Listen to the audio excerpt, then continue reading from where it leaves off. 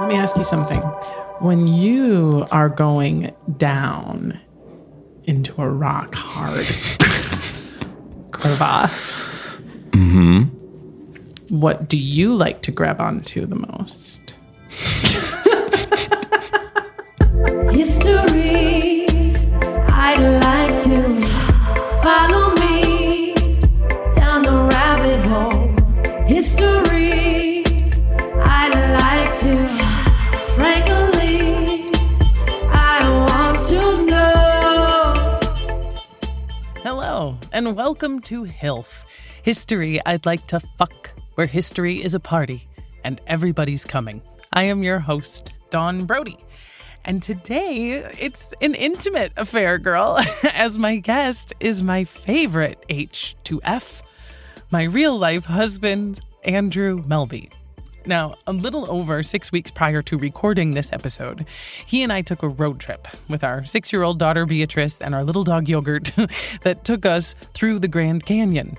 And if you've never been, okay, here's all you need to know for context, okay? It is located in the American West on the northwest side of Arizona, and it's a bona fide natural wonder of the world. 277 miles long, a mile deep, carved mostly by the Colorado River. It's 18 miles wide, big as hell, cool as fuck. Okay. And depending on your approach, it also just kind of comes out of nowhere, kind of, right? Like the surroundings seem to sort of be unfolding rather undramatically until bam, you are given some gal in a big hat, $20, and you're just staring into like the interior of the planet. It's awe-inspiring.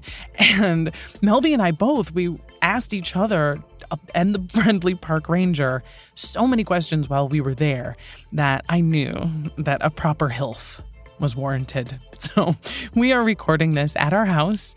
It's the day after the Super Bowl and about a week before Valentine's Day. So we are a little hungover and very much in love. And we have pulled up a chair for you to join us. Let's get started.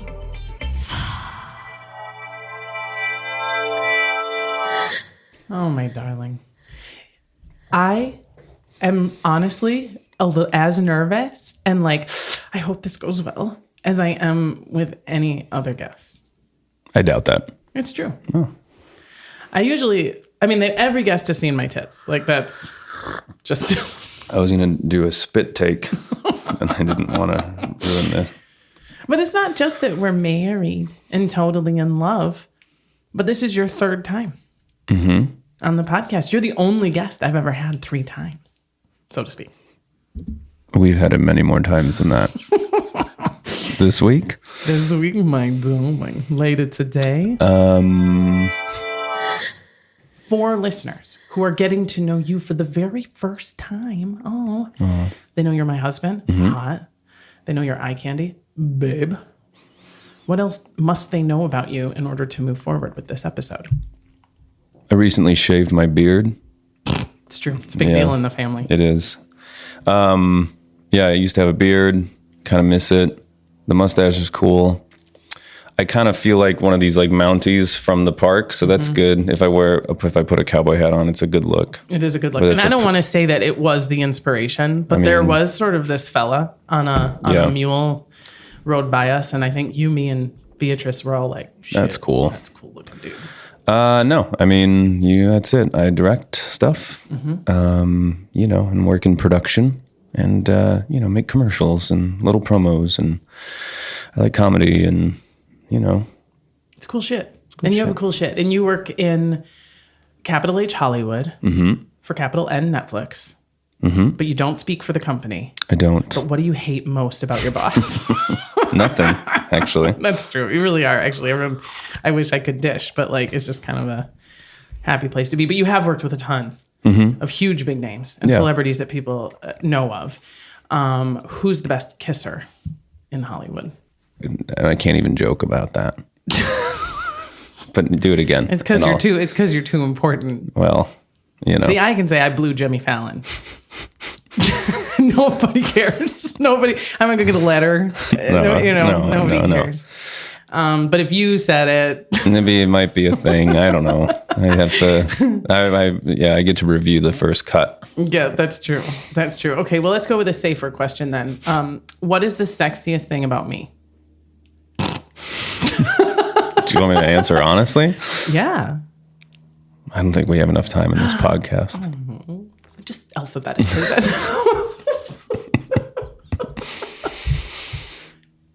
I think it's I'm getting bashful. I know. You've got a rock. You've got a rockin' ass. That's for sure. Hey, thanks. Yeah. And it started with an A. Well done. I meant that. Yeah, I meant to do that. You did good. Okay, and if we can't get to celebrities that are alive or that you've actually worked with, here's one. We can talk about ones I've worked with, just not if I've kissed them or not. Or what their sexiest feature Exactly. is. Okay, I understand. See, this is also why I think you and I are a good partnership. We both are we like to party. In fact, I think full disclosure, we should reveal that we both have a mild hangover today. I'm actually just kind of tired. You don't think it has anything to do with No, doing I think it has a lot to do Jello shots and beer pong. But I know I don't feel hungover. Like if I just woke up right now or like had no context, I don't feel hungover. I do feel tired. Yeah. Which, the lack of REM sleep is due to Jello shots and beer pong. Sure. But I don't have a headache. I didn't have to take any medicine. Like I'm just sort of tired. I also have to fly overnight to New York tonight. And so I'm just sort of like dreading that. Yeah, it's like a anvil at the end of the day. It's not fun. Like it's all right. But I think what you get about an overnight flight is God damn it, if you just miss your bed and being home and there's something about being gone overnight and just flying. I don't know. It's like, this is way off topic. So what? But it gives you a little acid. You just sort of like, it's unsettling to like sit here and put Beatrice to bed and then just be like, all right, I'm going to get in a car now and just go into this interminable, liminal space that is the airport. Yeah. And just like wait to get on a plane and then get no sleep. Well, and you're also being a rad dad because Trying. Melby and I have a 6-year-old daughter, Beatrice, who's fantastic. But this slut gets up early. She does. Yeah. And you have to put her to bed. And you have to be in the house. You can't just like send her a text that says bedtime. Yeah, right. We've tried. Exactly. It doesn't work. No. And so, yeah, it's kind of a crazy day. But I'm grateful that you took the time to do this. And I also think... I love you beyond measure. And there's many pieces of evidence for this. We're married. But I think that doing this podcast is actually more evidence of how much we love each other. Because any idiot can get married. But do you love each other enough to sit down on a busy day when you got a little hangover and do a podcast with your wife? Yeah. No, that's true love. Happy Valentine's Day. No, thanks. And this subject came from our road trip. So this Christmas... we went home from Los Angeles to Minnesota, as we do every year. But what we did different this year is we drove home. Long-ass road trip, 6 days. I had a blast. It was a great time. It was the best. You know what I really have been thinking about this, and maybe we talked about it. I think one of the reasons I liked that so much, and we've done this like with the boat trip or, traveling like, wherever, is... you get away from all the like modern world stuff where it's like, get up, get to school, then you got to do that call, then you have to go do that thing. And when you're just road tripping, it's about getting from point A to point B and trying to enjoy it. Yeah. See new things. And you're like, it's like our nomadic sort of roots where you're just like, time to get up and go and, hope we make it there. And then you make it there and you get to eat and celebrate and sleep and then do it again. Yeah. And I think I like that because it takes all of the really stupid shit we have to do as like, functioning humanoids in a society out. You just sort of exist in the moment. And I really like that. I do too. And we'd wake up in a new hotel and we'd get food. And we'd probably usually, 5-ish, give or take, hours of driving a day. And then we'd read Harry Potter to Beatrice. She watched her iPad uninterrupted. I read history books, listened to history books. We stopped when we were hungry. We slept when we were tired. It was fantastic. It was great. And one of the best stops on this here road trip was the Grand Canyon, Holy Hannah. You had seen it Was it one other time that you had seen the Grand Canyon? I think it was one other time. I think I've only seen it one time. Yeah. And it's kind of... and it was with you on a road trip, but however long ago. Yeah. It's over 10 years ago, or just about 10 years ago, maybe a little less. But it was just the one time. It's such a like heart kicker every time. You kind of think when you explain, I think before you even see the Grand Canyon, you're kind of thinking, sure, it's big. I mean, you can't, whatever your imagination and your reference is sort of telling you what it's going to be. Mm-hmm. And then you walk up to it and you watch when you're there. It happens to you. And then you look around and it's just like popcorn. It happens to pretty much everyone who walks up. Rangers, people in the fucking uniform. You have a feeling that happens to them every morning. Right. At some point, you just get kind of glossy eyed and your mouth hangs loose and you're like, it's so big. Yep. And you can't comprehend how little of it you're seeing because it's just layer of depth of corner. And you're like, is that 100 miles away? Is that 5 miles away? It's disorienting. It's beautiful. There's massive color. Tourist trap. It's got a lot happening. It's so large and so vast that you lose any frame of reference. You don't, like you said, you don't know if it's 200 feet deep or 1,000. Yeah. It's so the distance, your brain doesn't understand it. No. So. And we're trying to explain it to Beatrice on our way there. And she goes, I understand. We were like, you can't shut up. And then on our way there, she'd look over some overpass at some very mediocre ravine. Right. Is that the Grand Canyon? No, dummy. You're stupid. No. And then she saw it and she did the thing. Yeah. It was all very satisfying. Yeah, I had seen it a couple times before, hiked down it a couple times before in various medicated states. Mm-hmm. Something is just... You mean penicillin? Penicillin, little aspirin, little low-dose aspirin. Yeah, exactly. And I think that in addition to inspiring like tremendous amounts of awe, when you look at the Grand Canyon, is just like questions. I feel like people lean over to each other and ask these questions. And then they have like a monument thing that sort of starts to answer, 5 minute years ago, blah, blah, blah, or whatever. But nobody reads that shit but me. That's Do correct. you think that's true? I like to read it, but I don't have to because you're doing it. That's true. And the same reason that I don't have to fight off coyotes. I go, that's someone else's job. Yogurt's job. Exactly right. But as we did our family's sort of brief hike and walk into the canyon, such as we did, there's this little bookshop that is right over the edge of like one of the trails, kind of near the Bright Angel Trail. And what do you know? They had a couple of history books that your wife salivated over. And these end up being my sources for the history today. I also have some online links that you can find in the show notes. But this book was the most valuable resource. It's called It Happened in the Grand Canyon by Todd R. Berger. Boy, Todd Berger.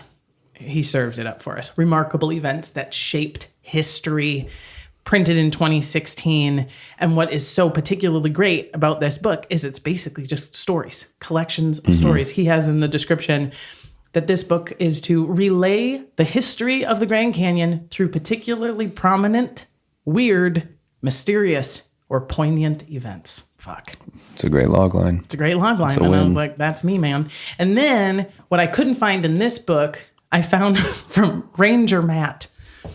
Did some very low production quality videos for the national parks that I found to be incredibly helpful to just give you your school field trip version of what's up. Ranger Matt. And then this book is called We're Going In, and it is specifically about one of the stories of plane crashes. But as you're getting on a plane today, we're going to tell the story, but we're going to tell it to someone who's about to get on a plane today, who I love more than anything. And it is about a head-on collision and a crash and everybody dies. But we're going to focus on the cool stuff, like the fire that it created. Yeah. Yeah, and it's not like a lot are happening right now either. No, everyone who's flying these days has been particularly confident. Are you ready to fuck the Grand Canyon, Andrew Melby? I'll do my best. I'll do my best. I'll give it a college try. All right. That's all we can ask for.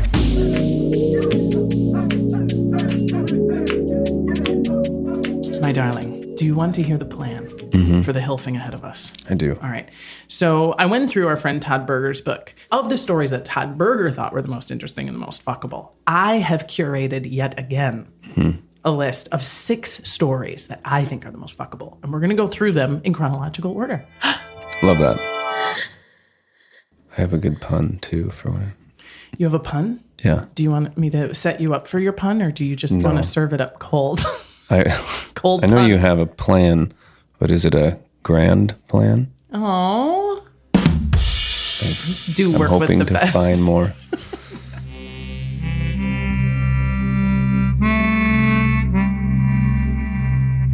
We are creeping up to the edge of the Grand Canyon. We are gazing into this amazing vista that is. And for me, one of my first questions is like, how the hell?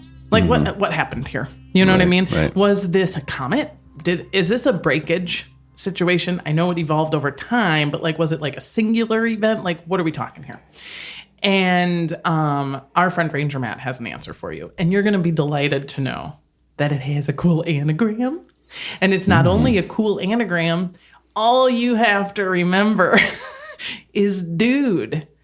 D-U-D-E. And this will explain to you how the Grand Canyon formed. D number 1, deposition. Hot, as in deposits. As in, why are there so many weird layers? Like you look at the Grand Canyon and it is lines. And they're different colors. And that is because of layers of sediment. And when you get down to the bottom, it's oceanic. What do you know? Because there was an inland ocean there for a while. So down there at the bottom, it's a certain color. It's got little ancient sea animal fossils.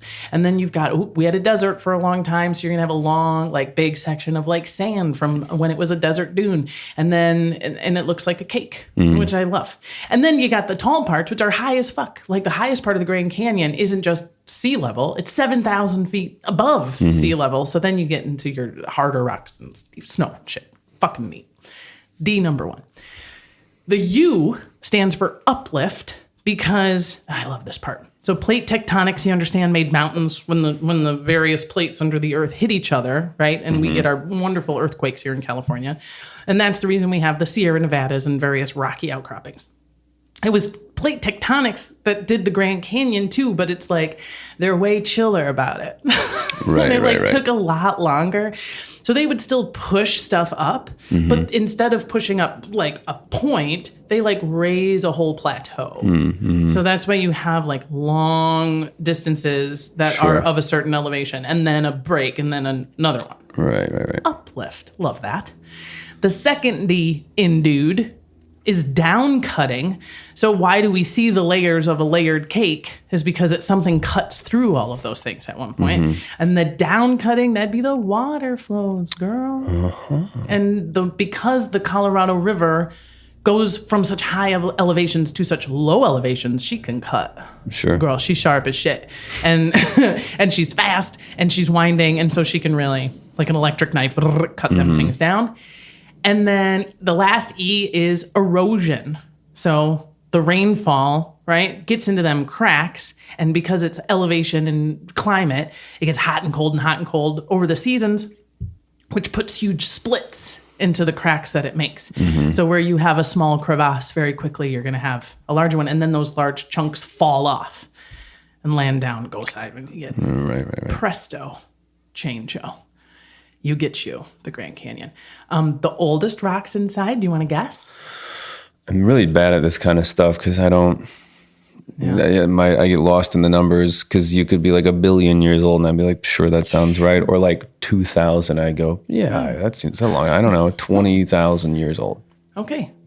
1.8 billion. Isn't that crazy? Yeah. It's hard to comprehend. Well, the first people, of course, who encountered the Grand Canyon would be the first people. Sure. That would be the native people of North America, right?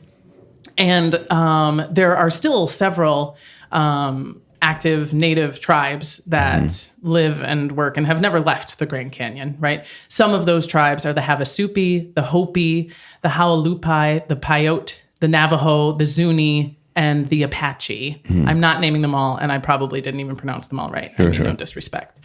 And they did a variety of things. Because the Grand Canyon is so big and so varied, it means that there are water sources, there are grazing lands, there's great places to have shelter.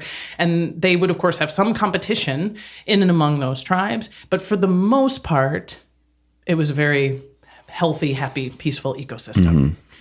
Welcome the Europeans, who historically fuck everything up. Yeah, it's not great. It's not great. It's not great. So in 1540, we get our first Europeans in there, which makes sense, right? Any guesses who them's Europeans would have been? Hot clue here. Of course, look at where it is, and it's 200 years before the English. So That would be the Spanish, probably. ding, ding, ding, ding, ding. I figure.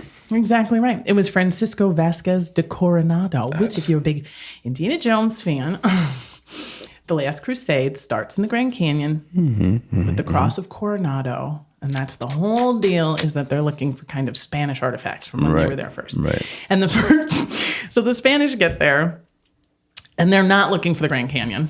The Grand Canyon just sort of appeared, right? But the reason they're there is because they're looking for the mythical, do not exist in real life, spoiler alert, 7 cities of gold. And he gets to the first native tribe, the Zunis, and they kind of get through okay, you're looking for the 7 cities of gold. Sounds good, buddy. Yeah, they're right over there, just over the edge. Just keep going. You gotta just go. Keep going. Way further away. That's exactly what they do. Yeah. I love it. I love that they not only go, yes, there are 7 cities of gold, but they do exactly as you said. You just got to go really, really far away from us until we're way out of your range. Yeah. And you'll find it. And Coronado was like, thanks, guys. Cheers, mate. I'm sure this is the beginning of a beautiful relationship, right? And then he'd get to the next group, and he gets to the Hopi Indians are like, the 7 cities. Yeah. Oh, the 7 cities of gold. The translation fell apart there. I get it now. Sorry. Our word for 7 is the same. Anyway, yeah. You also, so the Hopi do the same thing, and they send them a little bit further away. Cool hats. Cool hats, by the way. And I feel hot all of a sudden. Do you guys feel hot? So they look and they see the Colorado River at this point, but because of the weird scale of the Grand Canyon, Coronado is like, that is a tiny little river that probably doesn't go very far. Wrong. Yeah. And he's like, I don't think our ships could navigate anyway, which she's right about that. So he goes on to the next group, the Havasupai, right? And he's like, hey, I feel like we should be getting close to the 7 cities. And we kind of feel like maybe it's that way. And the Havasupai were like, you mean into the temperate, easy to navigate forest that leads to our trading partners? Nah. Definitely not that way. Getting colder. Yeah, that's going to kill everybody, actually. That is a desert, certain death. Right. It's that way. The bottom line is Coronado not only does not find any gold, but he pretty much is like, this place is dumb and useless, and these Indians don't know where anything is. Okay. You know, because of the long arm of history, that they come back and it's not great. But the good news is the native populations won themselves another 235 years of peace and safety and stability without European intervention. And I'm like, 200. As you and I are talking, the established United States of America is much older than 235 years. Right. That's generations. You know, Beatrice's great-great-great-great-grandchildren are going to be fine. You go, eh. All right. Well, what else can I guarantee? Right? Yeah. Story number 2 from the Grand Canyon. We are going a few hundred years into the future from our buddy Coronado. We are some of the early westward travelers, and we have stopped in the city of Calville, Nevada. It is just west of the Grand Canyon. And we are startled to see a rudimentary handmade raft start to come into view, floating into town. And there is a man on it who looks very sunburned and upset and no pants. Just wiener waving, butt cheeks out. Yeah. And he's very excited to see us. Sunburnt. And we are not unhappy. Sunburnt and excited. And hi, buddy. what the hot fuck has happened to you? And this is the story that he tells us. Okay. He says, hi, guys. First of all, you're both very he was prospecting, okay, up on the headwaters. Is that what they call it? That's what they call it in the olden days. And he had started prospecting for gold in the San Juan River, which is like northeast of the Grand Canyon. And he was doing this with a couple of other guys, Baker and Stroll. Okay. And his name, our pantsless wonder here, is named James White. And he's like, oh, okay. So here's what happened. I was prospecting way up there with these two guys. And we figured that there had to be a way for the San Juan River to connect to the Colorado River. And we thought that would be great for continuing to prospect and find gold. And we get to a point where we can see it. We know we have to connect, but we have to portage. We have to go over some land for a while. So we did that. And that's when we got attacked by Indians. They were so mean, very scary. And they shot and killed Baker. He did. So me and Stroll got the fuck out of there, as you can imagine. We run all of our shit down to the river, and the Indians are coming, and our buddy is dead. And so they just made a raft out of whatever they could find. Driftwood, fallen trees. How do you just make a raft? I mean, I don't know, but maybe if I'm about to die, something. It's remarkable. Which I would say is why this wasn't a great raft. Well, yeah, but you got to float on something. Take anybody and you just like make a raft. Yeah. It's not happening.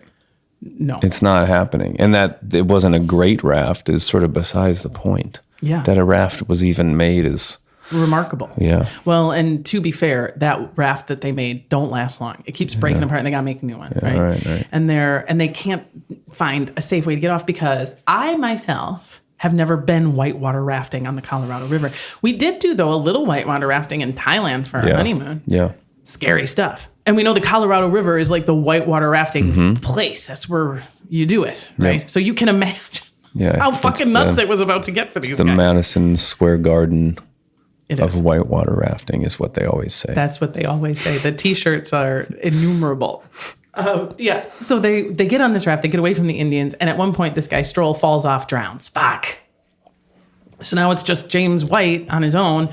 Does he have the hog out now, or is it, when does that? No, at the moment, I believe he still has pants because to your point, if you and I are the ones greeting him in Colville, Nevada, I'd be like, is that when you lost your pants? And he'd be like, no. You're fixated on the pants. Stop asking about the pants. So your buddy died, and in mourning, you threw your pants. This was, exactly. Okay. Yeah. All right. Well, we'll find out. We'll find out. Well, now he's alone and the raft keeps breaking and both of his buddies are dead, but he doesn't want to go to shore because the Indians will kill him. So this is a tough bind. At one point, he falls off the raft, builds a new raft, falls off the raft, builds a new raft. And he realizes that every time he falls into the water, his pants fill with water and it's very hard for him to climb back on. And water. Is he wearing buckets? Well, no, but think about it. Your pants, even if they're just absorbent, they hold the water, but yeah, they kind of balloon. A little. I don't know the fashion sounds like a of good the 80s. excuse to explain why you don't have pants on. When Beatrice comes home from school and she says, they were weighting me down, we'll say, like the noble James White, Colorado River. But he had been floating. Can you guess how many days do you suppose old James White had to take his pantsless ass in and out of the river till he found 6. 14. Jesus. 2 solid fucking weeks. He's catching fish maybe every now and again. He's eating, berries, things that he finds along the way. He does at one point meet some Indians who aren't nice, but he says he has a gun, which I can't imagine worked. Yeah. I don't know a lot about guns, but I feel like dropping it in the river 1,000 times is probably not great. Well, then especially. But the Indians take his gun, but do give him half of a dog to eat, which I think is a fair trade. Yeah. My gun doesn't work. Neither does your dog. Here we go. Here we go. Okay, so that's the story he tells. Now, if his story is true, then that means that this guy, James White, is the first white man, possibly the first man ever, to travel the length of the Grand Canyon on the Colorado River. Well, I say if true. You don't think it's true? Because here's what happened. I actually think it is true. I'm one of the people who believes James White. It's the whole, if you want to go on the internet, there's a whole thing. Do you believe him? Do you not believe him? I do believe him. Because the people who started to draw like, wait a minute, man. First of all, it sounds hard. Sounds impossible to do. Okay. Yeah. This guy, James White, is nearly illiterate. He can write, frankly, a bit like Beatrice does. So imagine if Beatrice wrote a letter home explaining what happened on the Colorado River. You'd be like, oh, you can kind of sound it out. He's explaining. But he does tell his brother what happened. So we have that like written account of it. Then several months later, when this gets more media attention, a journalist comes to be like, hang the fuck on, man. Tell me the story. And there's an account that he tells a journalist that doesn't match up exactly with the letter he wrote his brother. Well, he didn't write great. It had been months. And let's not forget, this was really traumatic. Yeah, he lost his pants. Those are his favorite pants. Bucket pants.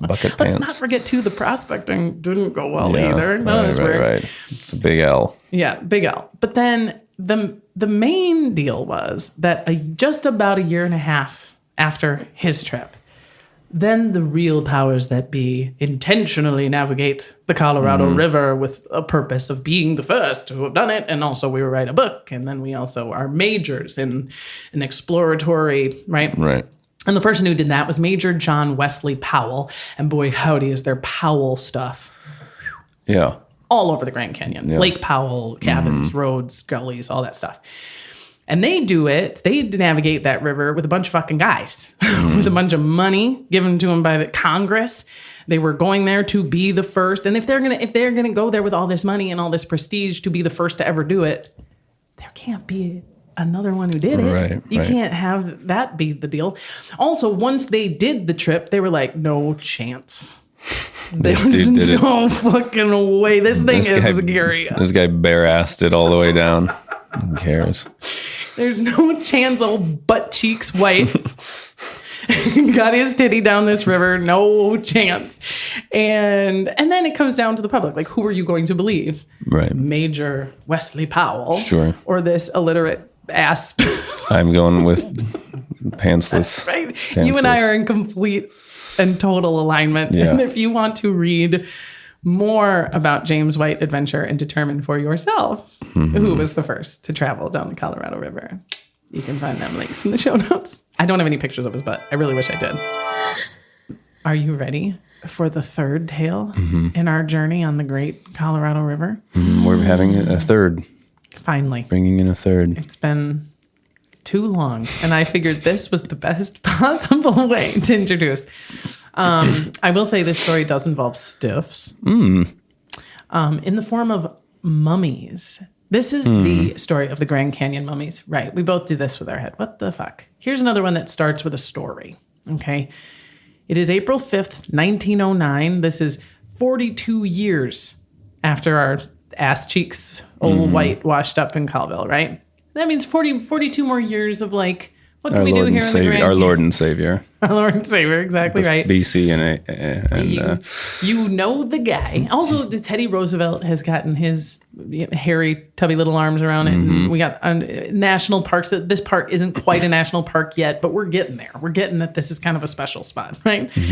And we've got publications. The railroads coming through here, girl. We got new cities popping up. We've got industries popping up. And one of them is magazines, newspapers.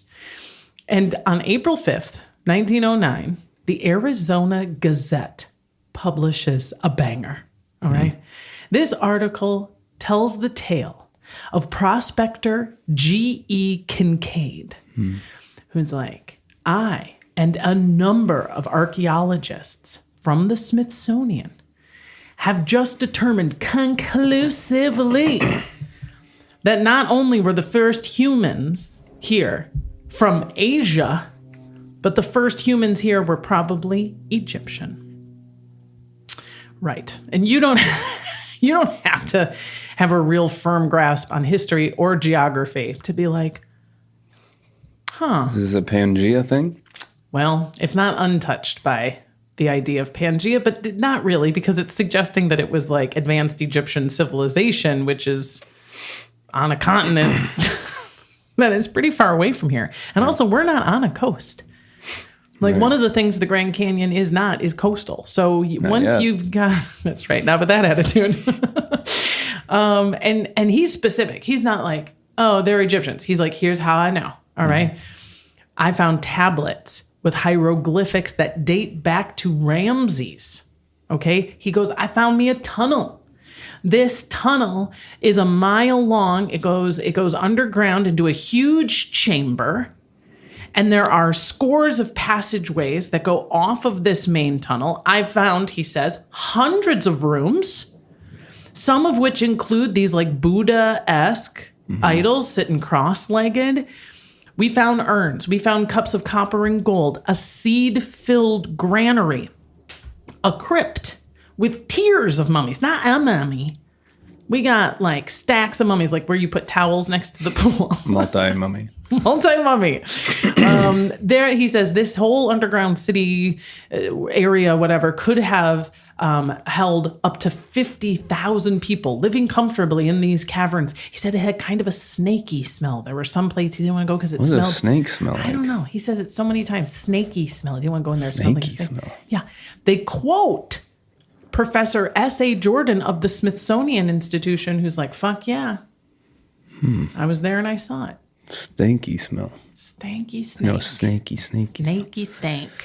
All right. Okay, exactly. It's a big deal. It's a big statement. It's not like, I think I may have found some vaguely, possibly Egyptian. You're like, girl, they be Buddhas. They be Buckets of mummies. Buckets of mummies. Tears, urns, gold, copper. So specific. And if you go on the internet right now... Okay. Don't do it. But you could if you want. You would find that this is one of many scores of like conspiracy theories that do touch back on like, I did an episode on Lemuria, episode 67 with Justin McHenry, and going through that whole like how long it takes sometimes for these conspiracy, but they all kind of have a like, there's an underground tunnel that connects the globe and there's all these lizard people. You know this. Yeah. I am one. Oh, what a relief. This explains a lot. And that this whole thing, this connects the Nile, the Amazon, and the Colorado River in like a great ancient chain.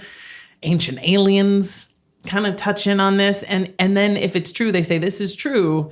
And one of the reasons we can give you even more evidence, like you needed it, is that the national parks won't even let you go in any of these caverns. So what are they trying to hide, right?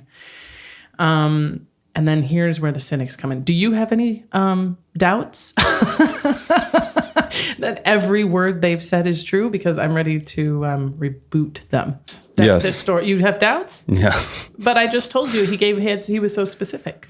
Yeah, this sounds like a storyline from a really bad Indiana Jones movie. You know what I mean? It sounds like the Indiana Jones and the Grand Canyon of mummies. That's which I wouldn't watch. There's buckets of mummies down there. Yeah, no, so I don't know. This guy sounds full of shit. You know, what would help you believe it? Like what part of it is hard to believe? Mummies. You want to see the stuff? Mummies. You're not. The national parks is too deep into this now. They've been part of this cover up, and they wouldn't ever let you get them mummies out. Yeah, no, they can't risk it. Here's another problematic factor. This guy, G.E. Kincaid, who gives us all these specifics, he doesn't appear to exist anywhere in any other public or private documents. I know. Oh, Thomas Kincaid. Oh, that's the same family, right? The fine art galleries. Oh, of in the malls. The painter of light. Yeah. I mean, maybe. See, now you just added yet another. Like the Grand Canyon itself, you've added a layer of sediment to this. No shit was like, when you said Kincaid, I was like, it's going to lead to Thomas Kincaid Fine Art Galleries. Painter of light. Not like the same guy, but like the Kincaids, like the Powells. Well, if this guy exists, I know Kincaid. If GE exists, I could draw a line to the famous painter if you need me to. I would love a Thomas Kincaid style painting of the mummies in the Grand Canyon. Shit. That might create some kind of vortex. Yeah, a portal.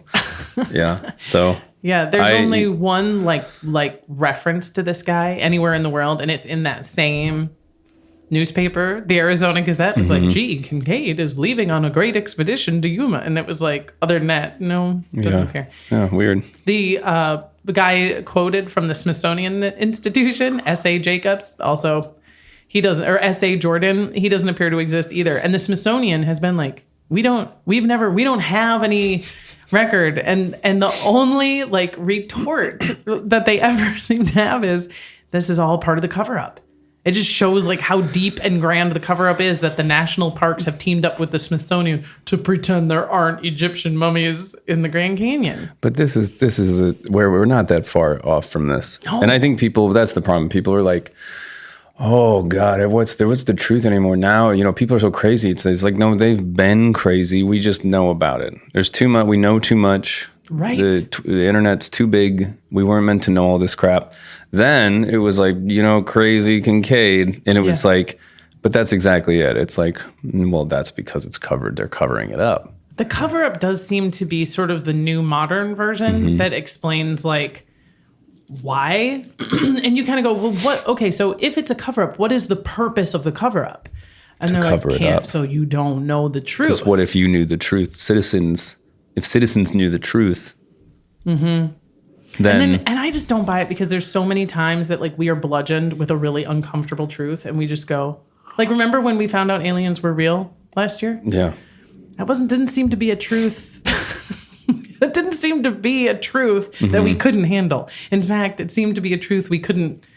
We were like, now the reverse is true. Now they're like, no, they're not. Why did you tell us they were real? What are you really hiding? It is one of the reasons I picked this story. It's because when I read it, I was like, fuck me, 1909. Yeah. Buckle up. Feels very relevant. Also, somebody was like, well, yeah, I mean, first of all, the reason you can't go in them caves or any of the fucking caves in the Grand Canyon is because you're going to fuck around in there and die, A. And they are full of artifacts from ancient peoples. They're called the Pueblayans, right? They are the ancient Hopi Indians, and these are sacred grounds to them. And yeah, if you wander into a cave, you might find a statue and some cool urns, maybe even a body. I'm not saying nobody ever wandered into a cave and saw something dope and old, but why would you think that has to come from Egypt? But yeah, that's what doesn't track for me. Yeah. I love that though, the Pangea of it all. It is kind of fun. It also, there's another hole in the like cover up that the national parks are trying to cover it up, because it takes 10 years. Like, this is a natural preserve, like a nature preserve Teddy Roosevelt establishes in 1909. It takes until 1919 for that to be declared part of the National Park Service. So to believe that there is definitive proof of Egyptian mummies in the Grand Canyon, you'd have to believe that the cover up didn't start for 10 years. And that nobody else got into them caves and was like... Yeah. And I just fundamentally don't believe that the same government that can't see its way to pave the goddamn street in a timely manner and fix potholes is somehow also hiding mummies from Egypt in the Grand Canyon. Yeah. It doesn't... So that we don't know the truth. Nope. I'm going to put on X on that one. Before we continue down into the crack together, a moment to thank those who always strap on my carabiner, my patrons. The latest to jump in bed with the pod include Ben B., Brett F., and Natalie C. Now, these folks are part of the reason why we now have video. Yes! Because here's the thing.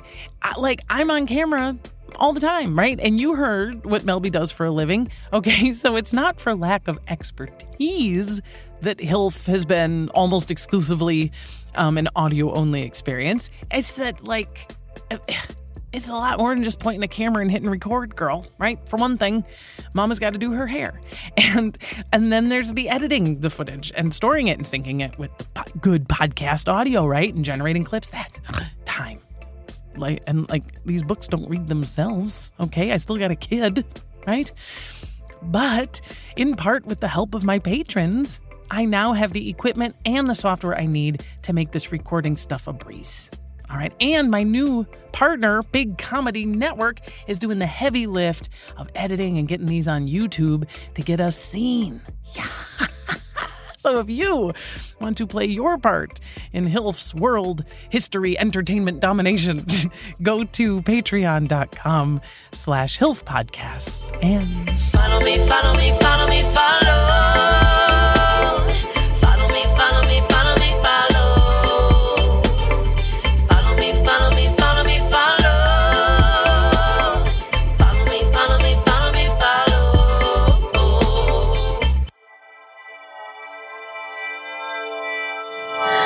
I think what's so far the most surprising is I just sort of presumed the Grand Canyon, existed probably from an ocean, had some whales and shit in it. And then, native peoples occupied it for centuries, millennia. yeah.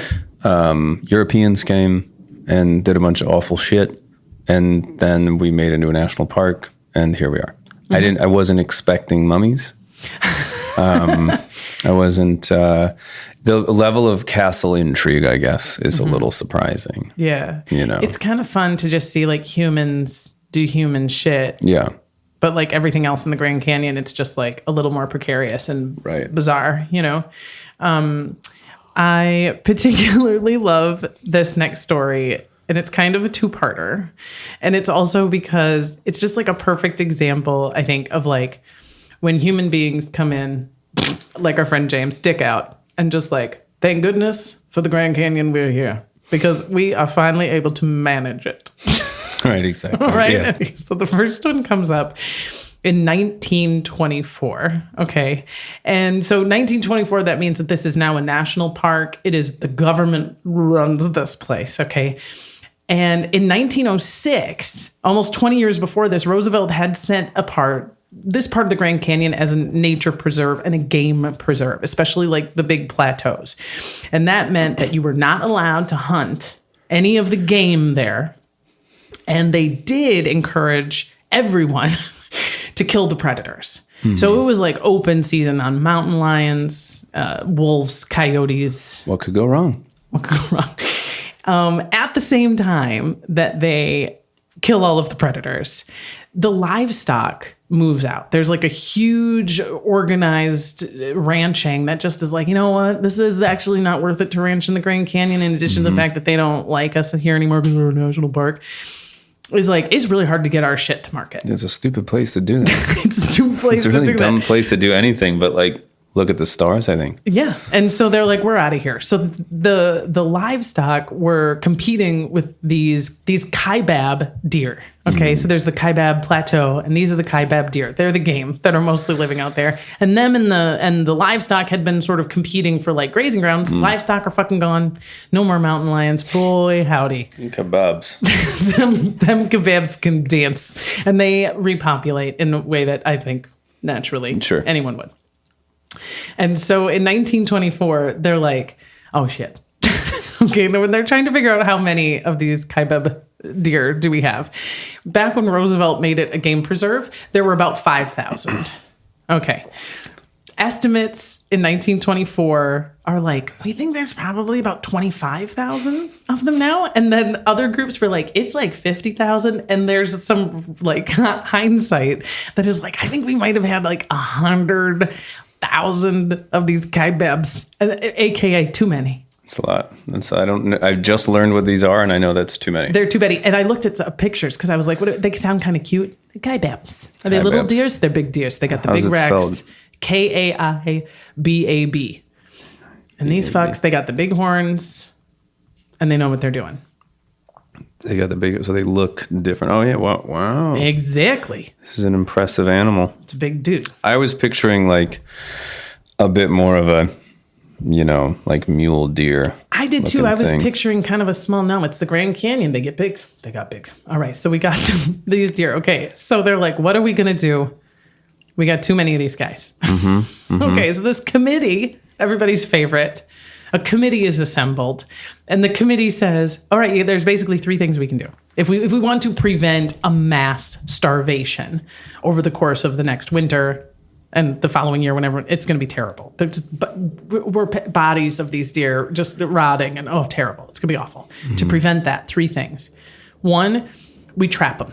We trap them and we ship them. Who wants Okay, babe. Right. Right? Who Sure. wants a deer? 2, we open the area to hunting. It's not cool. The park in general is like, God, we really said don't do that for like a really long time. Right. And then the third is we send in government hunters. So don't open it to the public. Let's not awaken that beast, but we'll send government hunters in there to thin this population. And then this guy, George McCormick, he is a Flagstaff-based cattle rancher. And he goes, I got this. Let me tell you how this is going to work. For the low price of $2.50 per deer, I'm going to get a drive. As in not like we put them in a truck, drive them, but an old drive. We're going to force them to all go one way. And here's the way we're going to tell them to go down into the Grand Canyon. Okay. Then these hooved creatures are going to go ahead and swim across the Colorado River. Then they'll go ahead and climb up the 5,000 feet and 8 miles on this narrow little Tanner Trail to the South Rim, where they'll be very happy. And then everyone's going to love it. Yeah. Okay.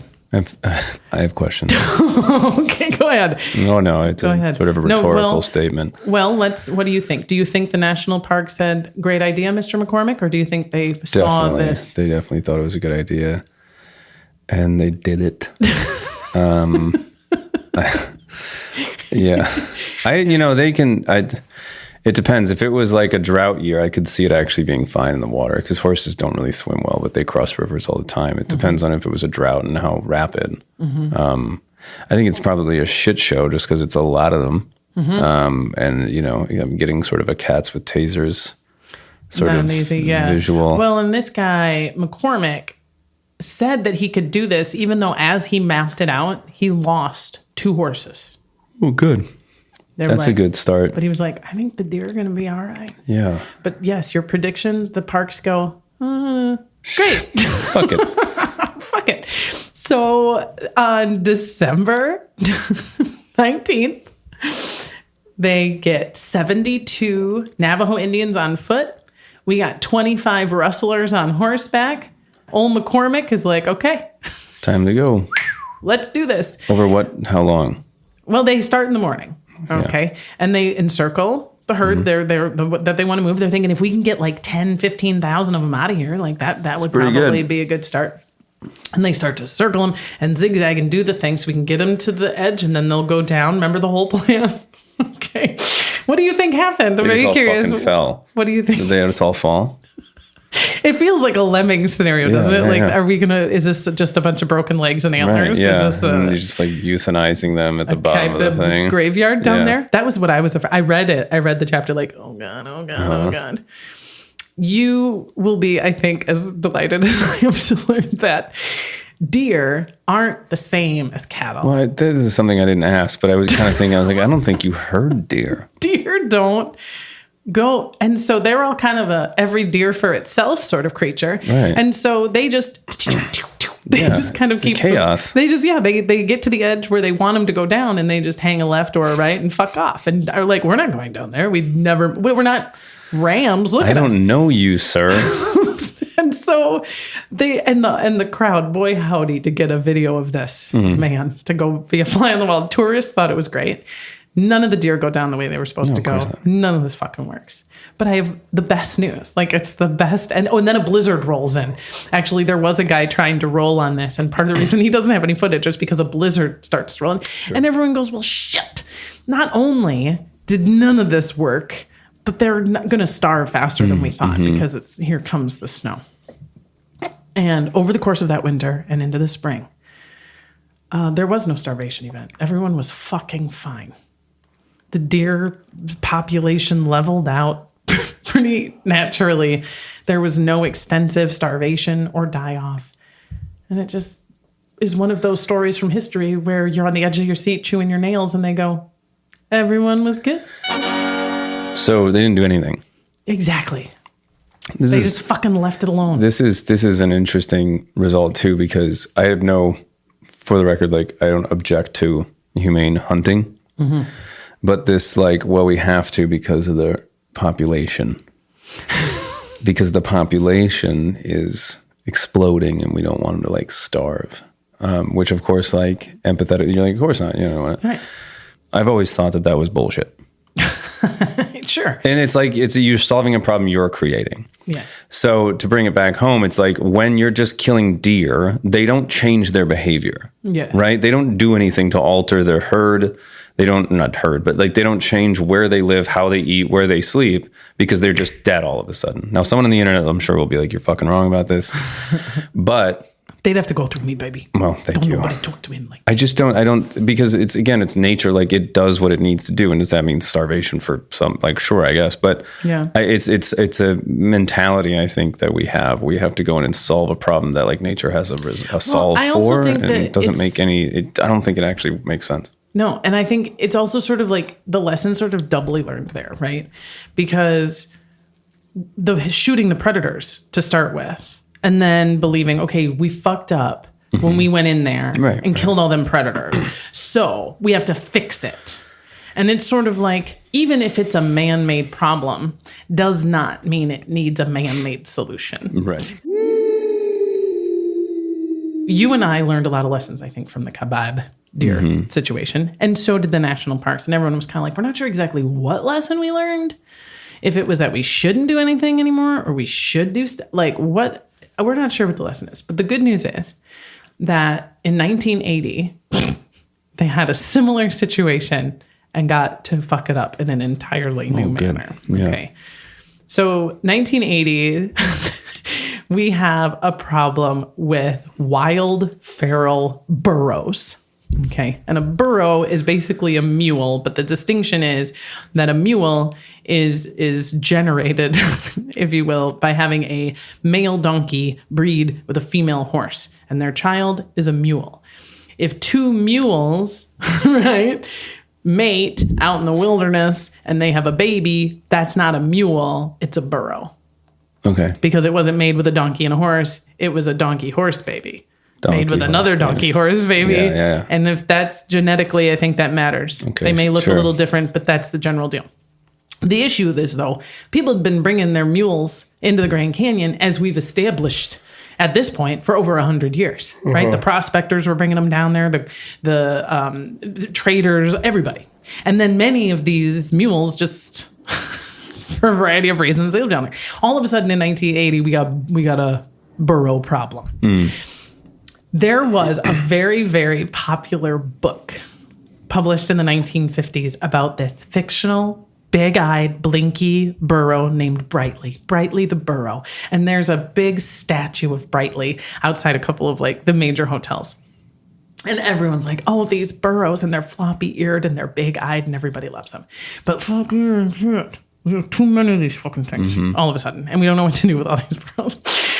And so, and the problem is these aren't native, right? And the national parks technically has a mandate, which is to protect and preserve all of the native flora and fauna within the Grand Canyon. And these burros, they aren't native, and they're killing all these plants, and they're just clearing areas. And they're like, we technically, via our mandate, via the environment, we got to get rid of these burros. And they're like, okay, let's do a budget. How do we do it? It will cost the national parks, which never has a lot of money, $360,000 to catch, trap, and ship these burros somewhere else. That's pretty good, even by 1980s standards. Not bad. But it's $30,000 to just shoot them. sure. Also So- feels like a lot. It feels like That feels like a lot. it does feel like a lot. And all of a sudden, too, the people are like, Brightly? Right. The burrow? It's just open. Like, the people could not handle this. And the park service is like, we don't love it. Nobody loves this. But look, 30,000 versus 360,000. And we can't just leave them like, what do we do? Okay. Dun, da, da, da. Step into the story. We have the Fund for Animals steps in. And they're like, we're going to help you with this whole burrow situation. Here's what we're going to do. Okay. This guy, Erickson, he's here. Hi. He's going to get a bunch of dogs and cowboys in a helicopter, right? They're going to get the burros all pinned over a ledge. Okay. Then they go over the edge a little bit, not to broken, just like stuck onto a ledge. They can't go anywhere. While they're there, we scoop down with the helicopter, a nice net. We get them into the net. into like a hammock kind of scenario. And then they're going to be helicoptered out of there deep into the inner part of the canyon, where we'll give them a few days to acclimate, feel good, get happy. Then we're going to fly them again out of there into a corral on the south rim, where we'll find families to adopt them. And then these burros will be able to go live on happy farms. And the national parks, with all of the experience that they had gained, said, Yeah. hell yeah. Let's fucking go. Let's fucking go. You had me at helicopter nets. Okay, so any predictions based I on don't what you want heard? to say it. What do you I don't want to say it. we have our previous story ended well. Yeah, but you're not. This one isn't going to. Or is it? I don't know. I don't think that they should do it. If you would have been on the committee, you would have been like, don't do it. Objection. Be like, in 1924, they just leave them. They Just didn't leave 'em. starve. Just leave them alone. Yeah, it's fine. No, I don't. Do they fall off a cliff? Do they do it? Do the legs snap in the net? I mean, right? That's, again, here's Dawn What a reading the dumb book. thing. I'm Yeah, holding this this is- book and I'm like, fuck these guys. Again, Why the can't lesson, regardless of the outcome, the lesson is human hubris is to blame here. they? Okay, and I wish it was. I mean, a part of me really wishes it was, but this is what happened. It works. Not only do they get exactly the number of burros down into the thing and out into happy homes, it's fucking adorable. The people who gather to watch this are like, look at him. It's like if you hear a yogurt in a little hammock and his little feet stick out. They loved it. It's 1980, so they got tons of pictures. I have to see. Animal Fund, what was it called? The Save an Animal Fund. The Fund for Animals gets like a huge influx of donations because the people are like, this is the cutest, best thing I've ever seen. This is amazing. What a stupid thing to spend time on. You got a picture? I want to see. Well, let me get a good one. There. The you airborne go. burros. I'm hearing credence. Fortunate son. I mean, I don't know. People loved it. The burros were happy. The park was happy. Here's the I don't think they're a burro. Oh, it's an empty net. Yeah, I don't think the burros were not interviewed. I guess we don't have declined. a record. They declined to be interviewed. They seemed happy though, and their legs didn't snap off, which is kind of where I thought this was going. Another leg snapping lemming situation. Right. But the downside was this fund for animals. It cost 10 times what they thought it was going to cost, and they were about to lose their shirts. But the donations came in because everyone was like, fuck, that was cute. And we can't believe it worked. So they ended up making a bunch of money for their fund. National parks got the burros where they belonged, and the burros all got to live happy with a farm family somewhere. I'd like to visit one of these. I would too. I think we should get one. No, that's good. Yeah. I mean, apparently they're easy to bring in. We live right by the airport. It shouldn't be that hard. Great. This is our final story from the Grand Canyon, okay? And we have been, I feel like, on a journey as vast as the canyon itself. We met the Coronado, and we met the mummies, and these poor deer, and the burros. This story is tragic and crazy. When I have gone, like, reviewing this history and, like, talking about it in the days leading up to this recording, I get like nauseous sometimes when I think about how this happened, especially given the fact that they flew donkeys out of there incident free. Okay. So it's June 30th, 1956. Okay. For some hikers, some folks who are driving around the Grand Canyon notice a sudden flash of black smoke in the sky. Not great. It isn't until a little bit later that the airports in Los Angeles and Chicago, respectively, are like, we're missing a couple flights. Should have been coming in. And they ain't. And this is because a TWA flight going from Los Angeles to Kansas City collides midair with a United flight going from Chicago to Los Angeles. It is utterly crazy. So you think, I mean, they're kind of similar destinations. Obviously, Kansas City and Chicago are not neighbors as you live there, but in a flight pattern, it makes sense, okay? So these two flights are getting close to each other, obviously, the Grand Canyon. But they know we've been flying planes for a minute. This is 1956. They are supposed to, and air traffic control knows they're 2,000 feet apart from each other vertically. Right. Okay. But there's low weather in the Grand Canyon. Okay. And so the TWA Captain Jack Handy requests. Jack Handy? I'm afraid it's What a Jack name. Handy. He says to air traffic control, I need to go up to 21,000 feet to get above these thunderclouds. And air traffic control says, absolutely not. And he goes, okay, cool. Can I, though, go 1,000 feet above the weather? And they said, sure. And it just so happens that that's 21,000 feet. Cute little loophole. I don't think the pilot was trying to get a loophole. I think it was just one of them things that happened. Whoopsie. A whoopsies is what it is. So once you apparently in 1956 have made the request that you want to go above a certain elevation from where you were supposed to be, you are then no longer the purview of air traffic control. And the understanding is that you got your eyes out the window there and you're going to watch. Yeah, sure. But they're moving so fast. These are huge commercial airliner, and they're controlled. They can't focus on all the controls. What eventually happens is that United and TWA flight hit each other in the following way. Let me make sure I get this right.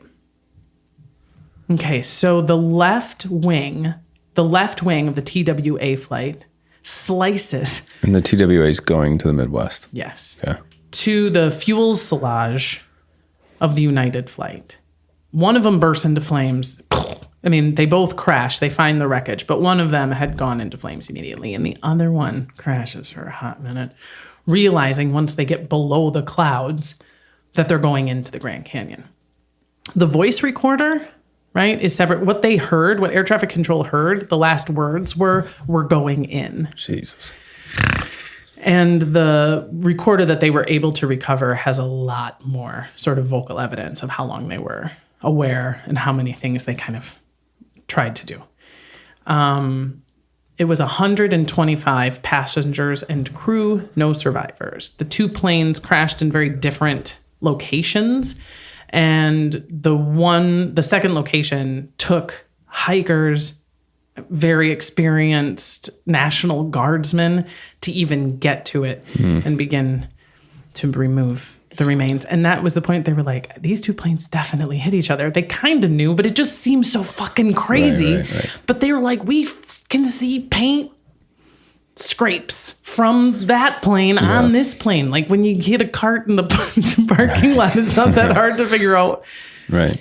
And people's brains are I'm still like, do you know how many fucking factors have to be precise to within 10 decimal points for two planes to fucking hit each other over the Grand Canyon? Everything from how long it took them to taxi on the runway to like the weight of the baggage, fucking birds. I mean, it is truly like if you tried, I think, to get two planes to collide in any goddamn place, it would be virtually impossible. Let's hope that's the case because I'm getting on one tonight. I know, I'm done telling this story too. How did the burros fare? I think they all came out fine. Let me check my notes. I think all the burros were okay. Some of it probably had a bad time. Well, a little anxiety. Jesus Christ. I know. It's not great. I didn't know, to be fair, I knew that was going to be the last story I was going to tell you. I didn't know that it would be hours before you got on a plane. So why is this book so long? Because that book, which is all about just the plane crash, Talk about is the people and about stuff. all the people. That book, hold it up so the folks can see it, honey. It's called We're Going In, the story of the 1956 midair collision over the Grand Canyon. And it is, first of all, the author was connected to one of the victims and had always been very curious about how it could happen. So that was kind of what led the curiosity. It goes into how all of the Oh, there's families a flight pattern. talks about all the families and how they heard when they were alerted and like the rescue operation, and then they get into that voice recorder and it's like, I don't want to hear that. no, exactly. I'm not going to tell you now. I was going to tell you guys, but I'm not going to tell him. Because that would be insensitive. But that's what that book is. Mm-hmm. You know, bodies. My God. Here's the truth, though.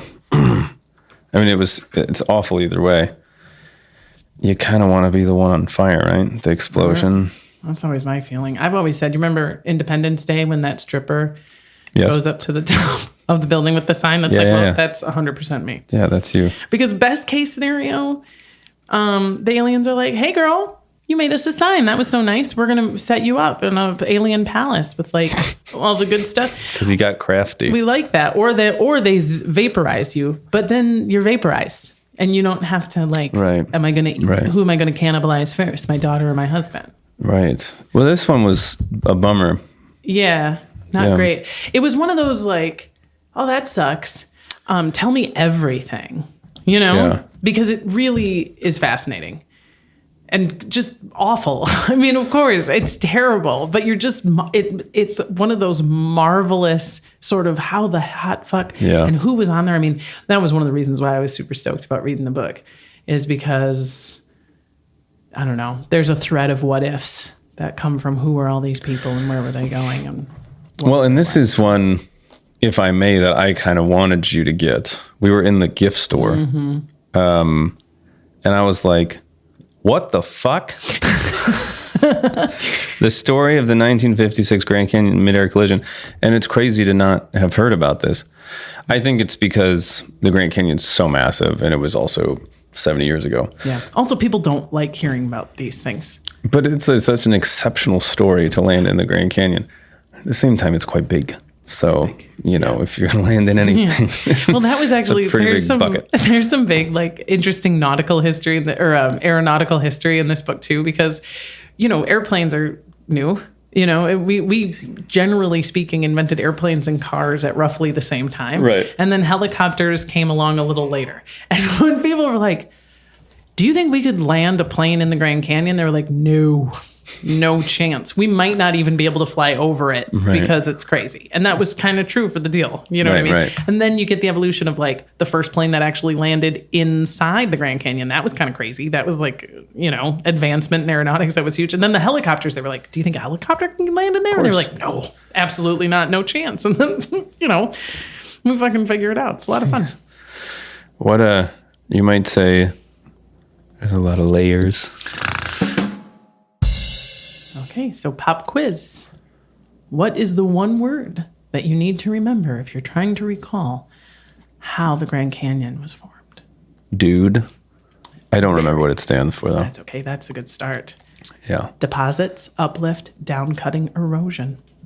Bam.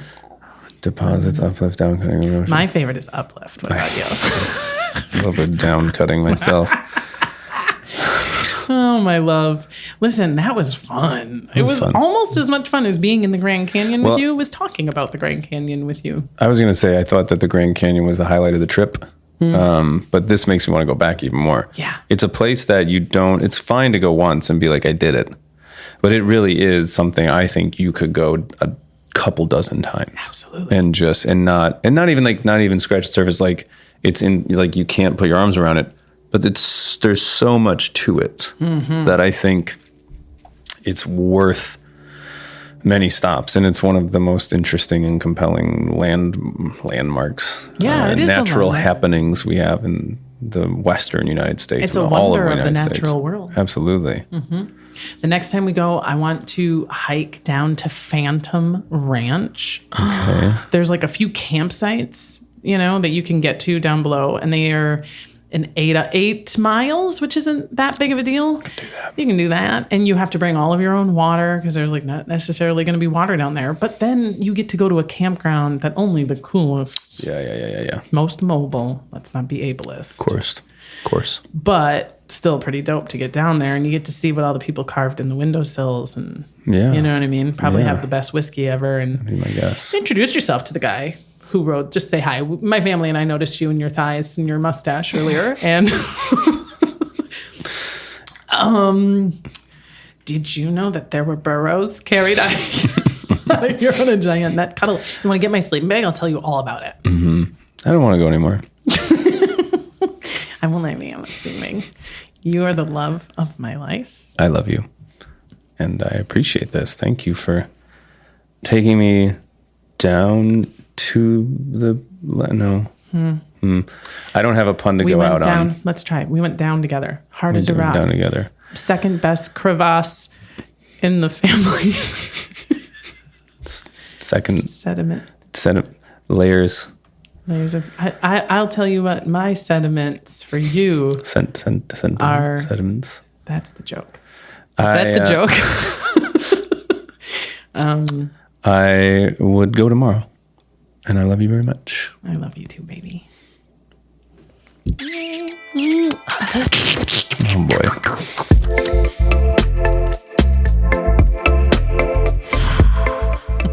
Thanks again to Melby. And yes, his name is Andrew, but I've literally never called him that. If you want to know more about all of the dope stuff that he does, do it. Check him out. I've got links to his website and social in the show notes. Just know if you send him any nudes, bitch, I got you. Okay. As for us, our next new episode is nuts. I don't know. Did you guys know that there were traveling entertainers in World War II who went way past where the USO could go? I'm talking, they went through basic training and frontline stuff so that they could juggle and do pratfalls and make the soldiers laugh. Mickey Rooney was one of them. My guest, Robert B. O'Connor, wrote a book about it, and I can't wait for you to hear our conversation. Until then, our theme song was composed and performed by Kat Perkins. A reminder that you can find my sources, links to the books, documentaries, and articles I reference in the summary of this episode, or by emailing us, hilfpodcast@gmail.com, or messaging us on social media @hilfpodcast. And if you'd like to leave a little cash on the nightstand, that never hurt anybody, you can find me on Patreon or buy me a coffee. Links to these and more are all in the show notes. This has been HILF, History I'd Like to Fuck with Dawn Brody. I'm Dawn Brody, reminding you that history is a party and everybody's coming.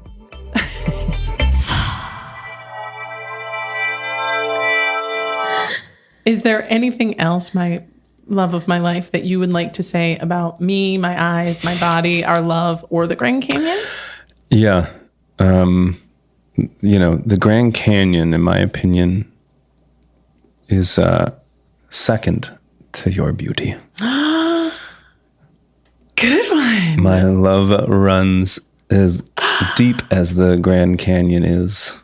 Oh, my God. You're being a cheek, but I'm blushing.